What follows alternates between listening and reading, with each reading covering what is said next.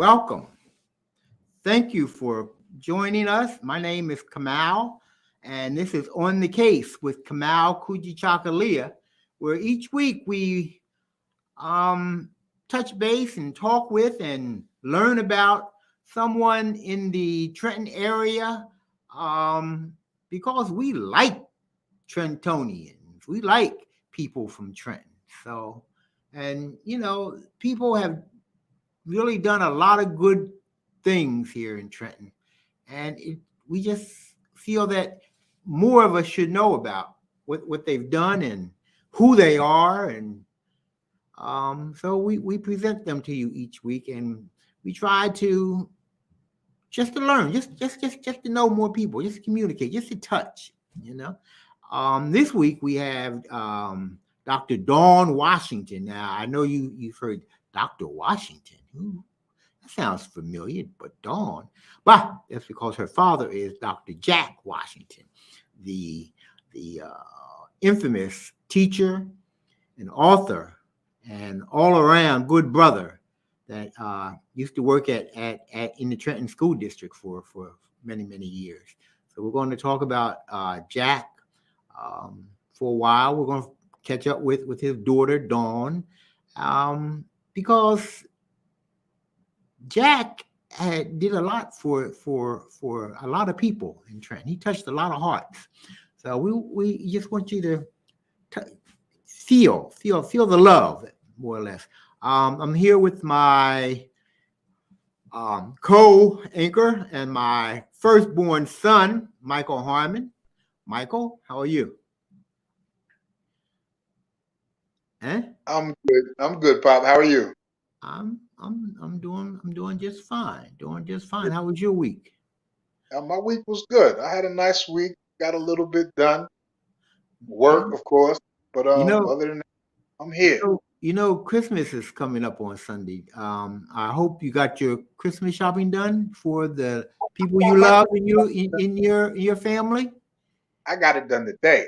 I got my Christmas shopping done today. All right, that's what I'm liking to hear. All right, I can't wait. Can't wait.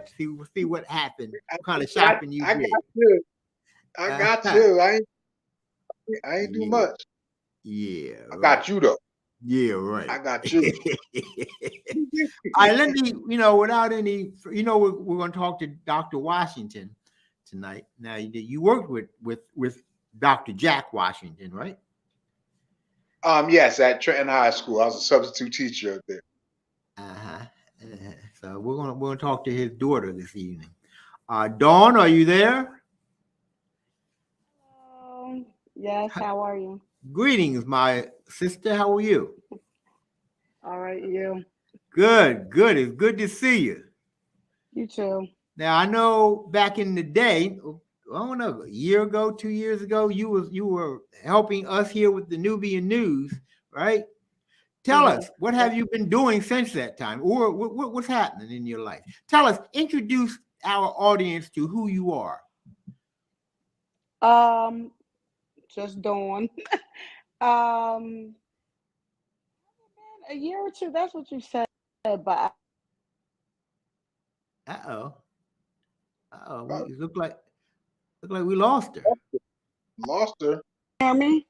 No. Well, I heard that, but we can't see you. Yeah. Yeah. There you go. Okay. Yeah, a call came in. Sorry. So I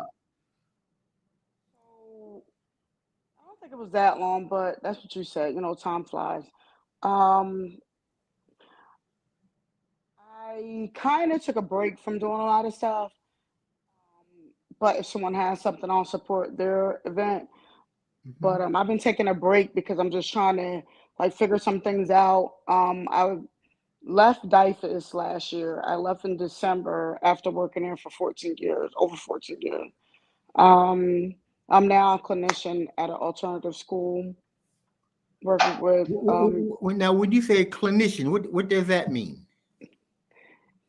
Okay, it's similar to a counselor, but you're looking at their IEPs and focusing on what behaviors need to be addressed for why they were placed in an alternative school, and work on self-regulation, just different things like that, like mindfulness and cognitive behavioral therapy with the youth, so that they're able to go back to their home school.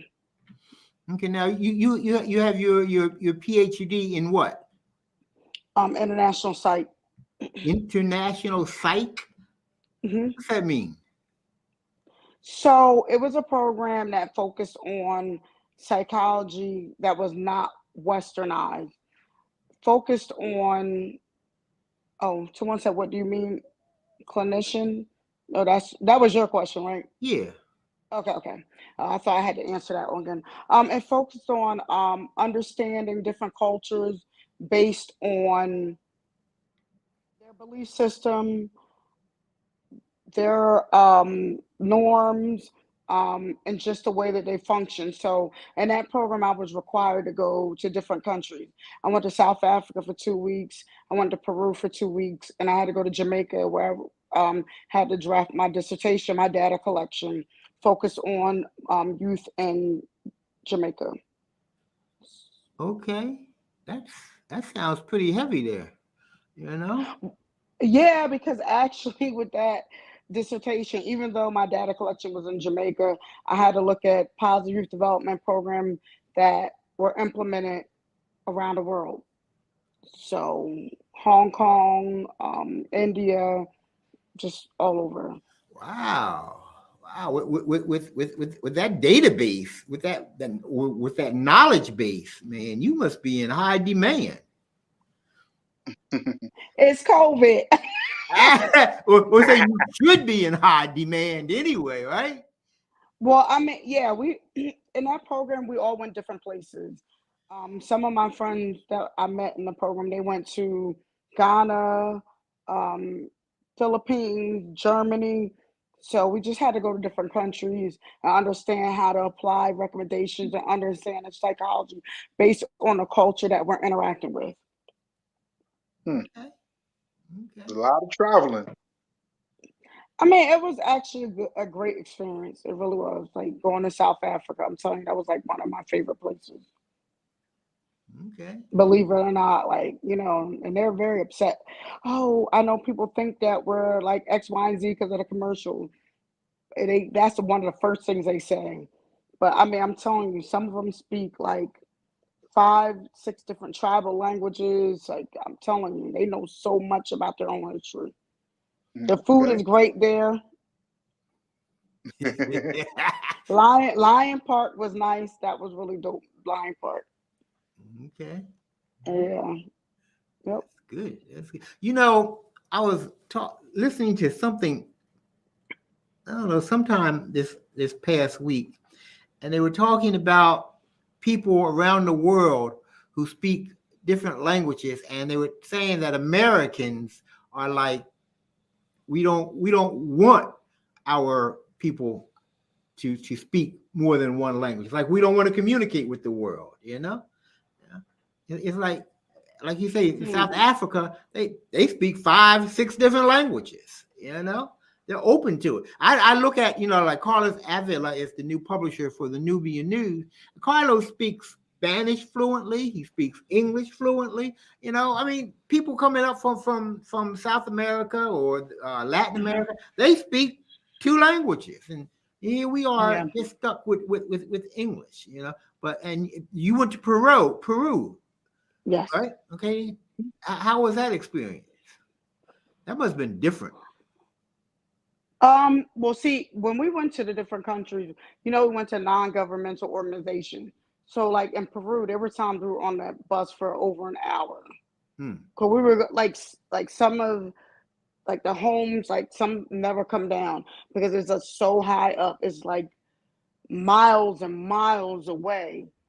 So some of them never come down. They just stay up there because it's just so there's no way possible they can travel up and down like that. Peru, a lot of great work being done there as well. South Africa, yeah.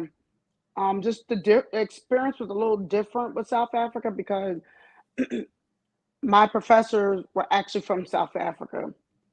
So not only did we go to non-governmental organizations, we also went to, like I said, Lion Park. Whereas Peru, we went to some cultural like places, but not. It wasn't the same as going to South Africa.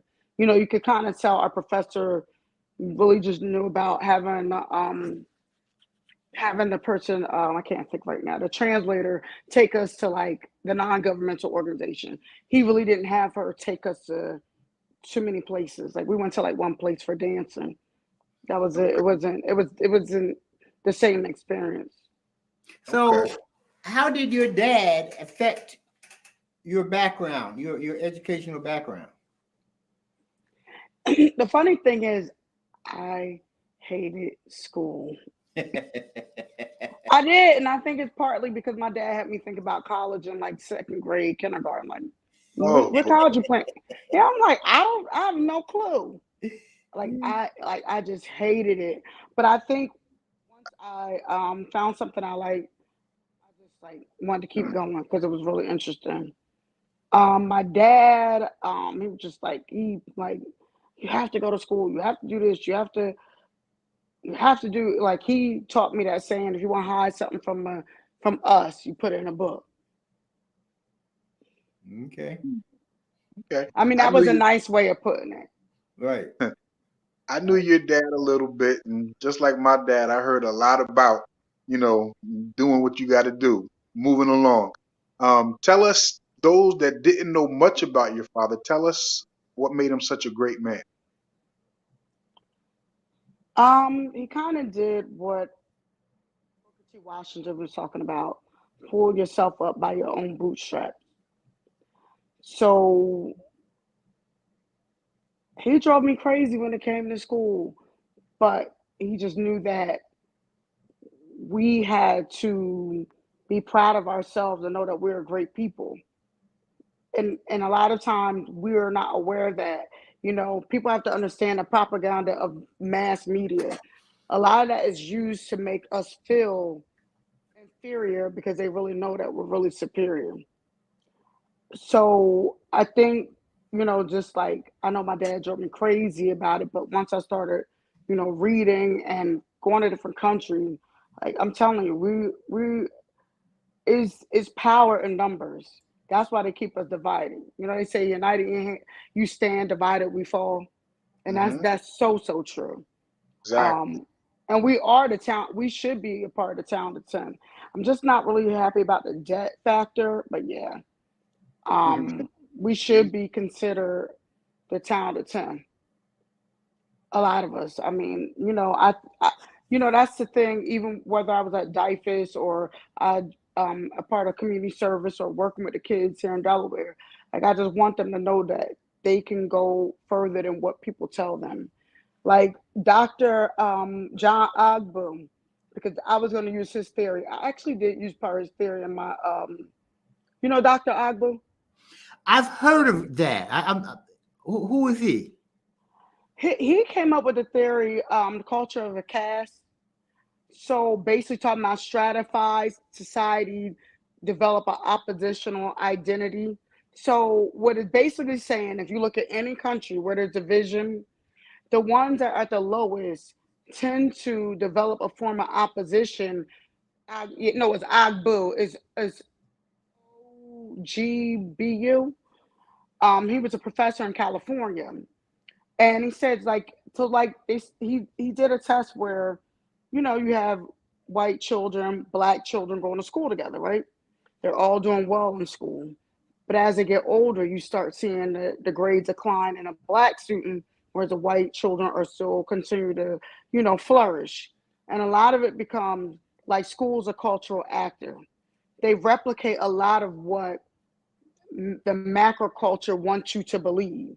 So when you're making someone feel that they're inferior or you project a certain likeness for certain people, then those who feel like they're being ostracized tend to develop that opposition, not wanting to go to school, joining gangs, all of that. They tend to be around people that they feel connected to. So look in the school system, you have a lot of, white teachers. Nothing wrong with that. But when you're a black child you sometimes need, or not sometimes, we really do need people that look a lot like us. We need that. Okay. Definitely.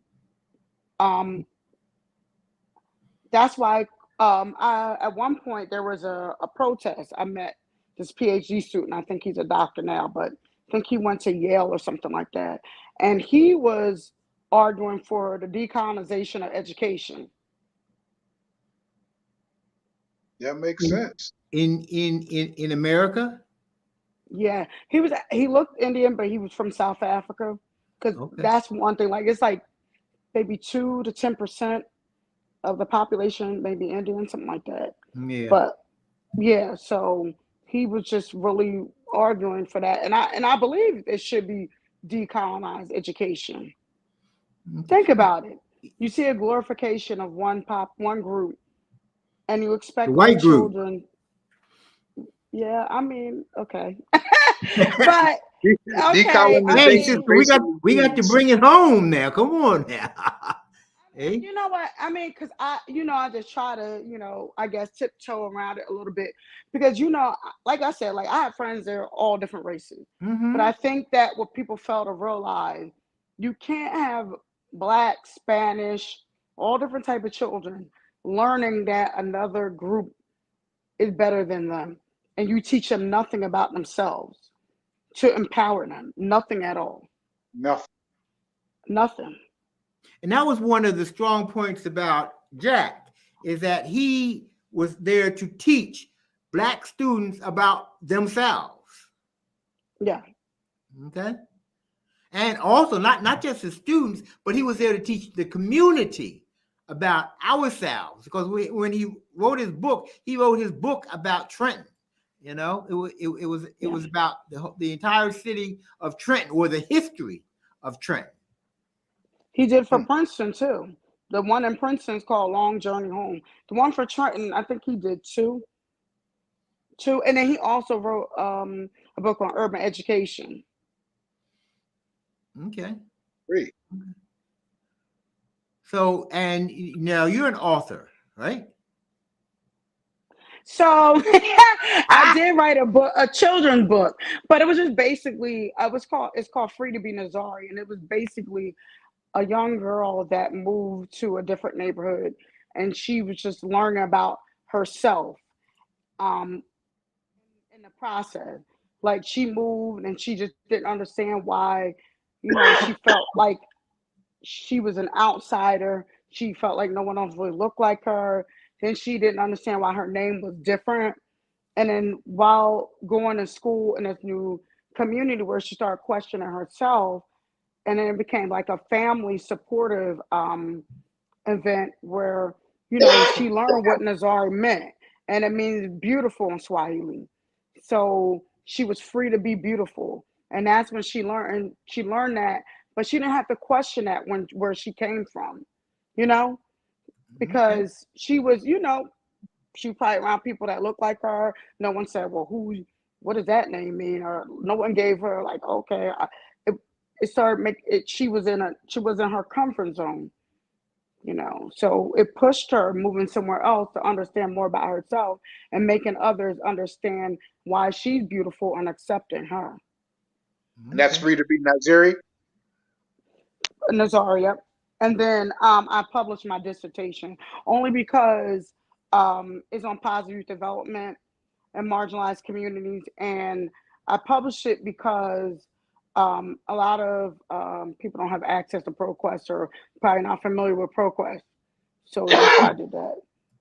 Because when you write a dissertation, it has to be published in ProQuest. What? Okay. On Progress, I don't know what that is because I've never written a See, that's what dissertation. I'm so yeah. When you're writing a dissertation, you have to publish it in ProQuest. So like you said, I don't know what ProQuest is, so I published it on Amazon under I changed the name. Okay. Okay. Okay. Yeah, Now you're the CEO of a company called Brown Girls Vision. Tell us about Brown Girls Vision. I've been taking a little bit of a break, but Brown Girls Vision, I felt like it was basically an extension of what my dad wanted for the community. Just basically cultural education, cultural understanding of ourselves and interaction. Um, so just basically, and then also like I came up with a change strategy that kind of go along with the decolonization of education. So basically, so I came out with like a whole chart. I could email it to you, but I came out with, because I was going to do consultant work, and I sent it to a couple of schools, just basically letting them know the importance of understanding a population, because I felt like working in child protection, a lot of referrals came from the schools, and there's a lack of connectedness, and I wanted to bridge that gap. You have to understand what a lot of people are dealing with in order to interact with them appropriately. They're dealing with, some people have a lack of education, some are dealing with poverty, some are dealing with crime. So instead of saying this parent is lazy or this parent doesn't care, you probably need to understand what they're dealing with in that environment to be able to relate. I mean, to be able to interact with them appropriately. You There's said also, it was, you used to work in huh? child protection. What does that mean? DIFUS. I worked at DIFUS. It's now called DCPP. I worked at DIFUS for 14 plus years. But okay, in what capacity?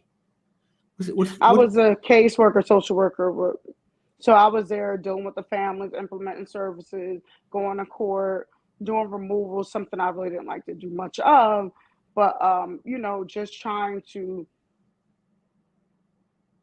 I felt like I was really trying to be a support to the families in a way to help them understand why they have a case, where they are now, and get them to where they need to be so they don't have to be involved anymore. Now There's a lot of great families in Trenton. there are, There are. and people don't realize that, No, they don't. or they don't acknowledge that. But you were right there in the trenches, right? Yeah, in their houses, in the schools, hospitals, with them, anywhere, everywhere. Whatever you think of, whatever you could imagine, I was there with them. Okay. Substance abuse programs with them, everything. Okay. Placements, foster homes, adoptions, all that. Okay. Now you said DICE. Is that what they call McBoss? No. No. McBoss is welfare. DIFUS is DCPP. Uh-huh. And what's the difference? Welfare is where you go for benefits, support, Medicaid, TANF, which is CAS, sometimes TRA, right, temporary rental assistance. So they're short-term support. DIFUS is when there's abuse or neglect allegation or child welfare concern, and they implement services, not necessarily paying bills or helping with housing, but at times they will help. Okay, now, like you were saying before that, that there are so many different types of situations that Yes. parents are in, that families are in, that they just aren't recognized. Of course. In Trenton, there's a lot. And an allegation is an allegation. You can't assume anything. I think if, Trenton used to be a community. You know that. Trenton, your neighbors, they were considered family. Now you probably don't even know who lives next door. Right. It was so different. Everyone helped one another. If your son got in trouble at school, the teacher could talk to him, then you're getting on too, Mr. Kamau. Right. Now it's like, you can't say too much to anyone's children because you're afraid they're going to curse you out or do something else. Exactly. I don't know. Trenton needs a big comeback. It really, really does. Like, I would love to see that. And I think that's what my dad really wanted for Trenton. He wasn't originally from Trenton. He was born in South Carolina. He was raised in North Jersey. He went to Newark and East Orange Public School. And then he went to college in down south. He He went to Fayetteville State, then he went to Trenton State, and then he went to Rutgers. And he just really wanted the best for Trenton. That's where he had the first job. He used to live in a Y.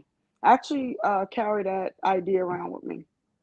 He lived in a Y because he didn't get along with my grandfather. My grandfather kicked him out. So I just used to remember seeing him as somebody that the students would respect and could respect, and would work hard for them. That's what I thought about your father. Didn't know too much about him, but that's what I saw when I saw. my dad was a piece of work. He didn't play. He didn't play. He was a piece of work. Woo! Yeah. Because when I went to South Africa, I said, "Oh, I went. What did you learn today?" And I'm like, "I'm learning more from you on the phone than I am with these professors because the professors weren't used to because I had someone where they were like, yeah, like listen to professor and I was kind of like because you could feel the racism and that some of the comments they made. Oh, were they white professors? Ah, okay. When you said South Africans, I just assumed that they'd be black, but okay. No. All right. Go ahead. Okay, I got you. Yeah. So some of the statements that were made, I was like, whereas others was like, oh, they didn't read too deep into it, but I'm like, like, oh, just they really didn't like the apartheid. They're really upset that blacks were taking positions that they felt like they should have. Oh, really? And yeah, I mean, even like Desmond Tutu, like the prime minister there, like he talked about what it takes to become a great leader. And sometimes what it is, you have to go through what those you're trying to lead went through in order to understand and be able to lead. So that's why he said, Mandiba is what Nelson Mandela was called. And Nelson Mandela's name really wasn't Nelson. That was a name he received in school from his teacher. And see, Nelson Mandela was one of the he was one of the few blacks that had the best education in South Africa because his dad was the right hand to the chief in South Africa. And when his dad died, when Mandela was a young boy, the chief took him in and made sure he had the best education. Mandela went to law school. So did Gandhi, went to law school. So, yeah, there's a lot I learned in South Africa. I was just listening to Trevor Noah. And he was talking with his grandmother back in South Africa, and she was saying that Mandela was so uncommon because he was a lawyer. Because back then the only jobs black people could have, professional jobs, was nurse or I forget what other, policeman or something, but no lawyers. And that's what made Mandela so unique, was that he was actually a lawyer. The chief took care of him. Yeah. Okay. And then he turned around and took care of his people. Yeah. People debate. Well, that's true too. Yeah, because they say the real warrior was his ex-wife. Yeah. Winnie. I'm like, I don't know. I just try to see how that debate. Hey. Go ahead and put your foot in it. But no. But he did understand what it meant to. Because people felt like he was a sellout, and I can't see that. But you have to understand, like he learned about what they call that Afrikaan, right? Afrikaans. Yeah, the Afrikaans. Yeah. Africa. Yeah, he had to learn a lot about them to be able to bargain, and I think that's a lot of things people don't realize. He learned the language. He learned the sports that they love. It wasn't that he was trying to be one of them. I think that he was trying to get somewhere. He used his head to get to where he needed to help his people. That's why the Afrikaans loved him, because he strategized, and I don't think people look at it that way. They look at, oh, you were just a sellout. He was in prison for how many years? It's true. It's true. Like you can't. I don't know. 27 years. Yeah, I mean, he even had grandchildren that passed away and everything. It's a lot. Okay. It is a lot. My sister, we are very happy and lucky to have had you on our show. You know, you've I'm enlightened us. lucky that have been asked. Well, you know you're always near and dear to my heart, right? Hey, you know I don't Well, see wait, you much. I know, Mr. Kamau. Well, your dad's tough too, though, Michael. I'm sure you know that. Your dad's tough too. Look, I'm like, okay. But did your dad tell you that he knew my uncle, No, who's your uncle? Thomas Brown? Thomas Your Brown? dad, your dad keeps forgetting that was my uncle. That was my mom's brother. Yeah. Oh man, I keep I don't remember many things, and when I keep every time Thomas comes up, I say somebody was telling me about Thomas. That was you, Thomas Brown, Michael was, and Carlos. Carlos is here was here listening. He's the new publisher of the Nubian News. Anyway, Thomas Brown is actually the one who brought Carlos to the Nubian News way back in 1990. Okay. Oh, really? Yeah, because Thomas was one of the original Nubian Newsers, and then after a few months, he knew Carlos from I don't know from where, but he got Carlos to come on in also, and Carlos has now been with us for 33 years. Oh, So wow. that there's that connection. See that? That's wonderful. That's wonderful. Mm-hmm. Thomas was a he wonderful. was one of the ones that started with Mr. Kamau. That's right. That's thank you for reminding me of that. Yeah, because my uncle was really, but my dad and my uncle both spoke Spanish. Really? Okay, that's very. Yeah, my uncle Tony did. Okay, That's Thomas. We call him Uncle Tony. Okay. Yep. And then my dad spoke 5 languages. Did he really? I didn't know that. He spoke Spanish, French, Italian, of course English, and my uncle was saying Russian. I never heard him speak Russian though. Okay. I only speak Spanish and English. Okay. So far. That's it. I know so far. That's it. But I think it's important because what you were saying, it helps with a diversified mindset when you speak more than one language. I think you're able to see things from 2 different lenses. That's right. And you're also able to communicate with more people with different ideas and thoughts and feelings, and I think it's just so damn stupid that Americans are so totally selfish that they not only don't they want to speak another language, they don't even want people around them who can speak more than one language. Well, the kids are learning different languages in school now. Right. There's like emergent classes. Right. Emergent classes. So yeah. Okay. Dawne. Yeah. Dr. Yes, Dawne. Excuse me. It's been great having you on our show. And yeah, let me know if you want to do anything and because I really, so many changes need to happen. Okay. Very good. Now you're no longer in the area, right? No, not right now. No. Well, we got to get you back. We got to get you back up here, to the city of the Big T. You're so funny. Look at your son smiling at you. Look, you better have that Christmas gift. Talk to him now. I will run from your dad. I'm good.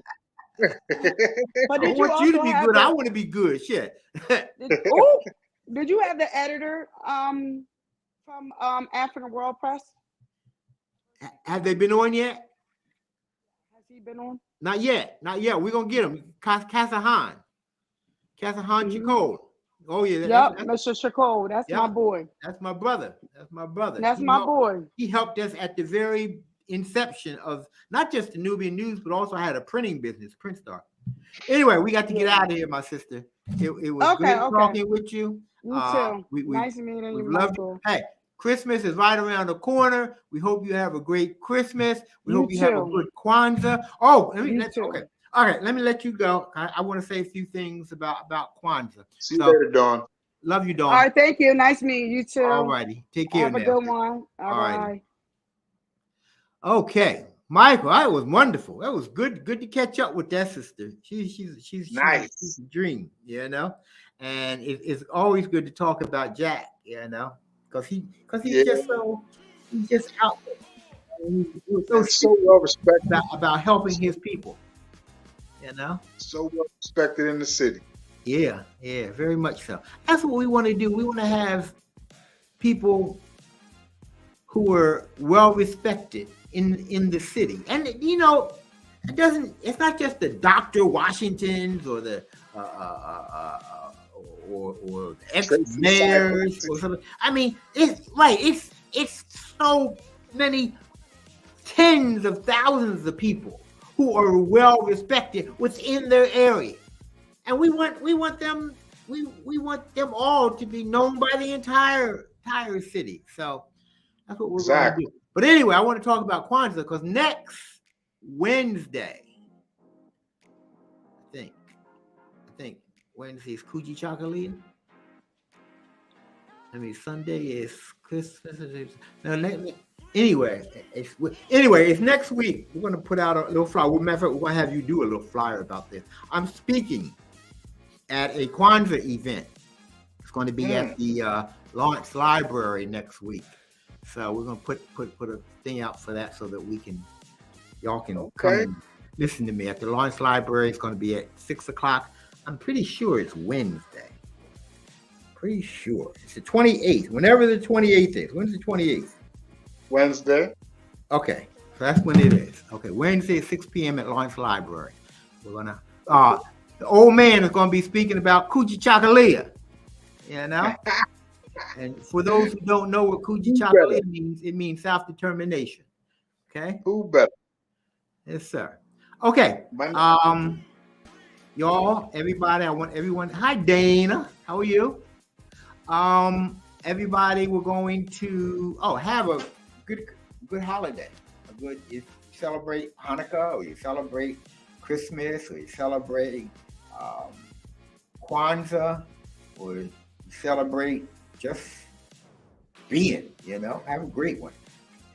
This is the time of year when people come together as families and friends, and they love, So I'm gonna have a good time, Son, I guess you'll be around.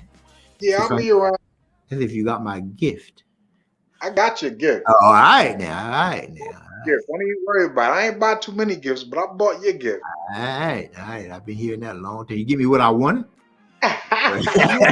You didn't give me what you wanted me to have. I want you to get me what I want now. I got you this year. I think I got you taken care of this year. All right, son. Love you.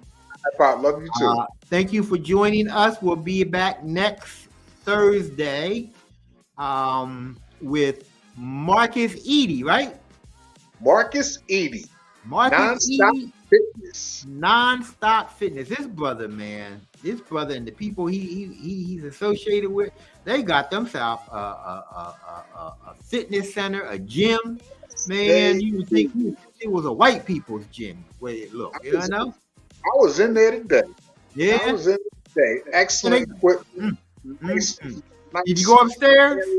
I did. I went upstairs. I saw the classroom. I saw the little chill spot they got. Yeah.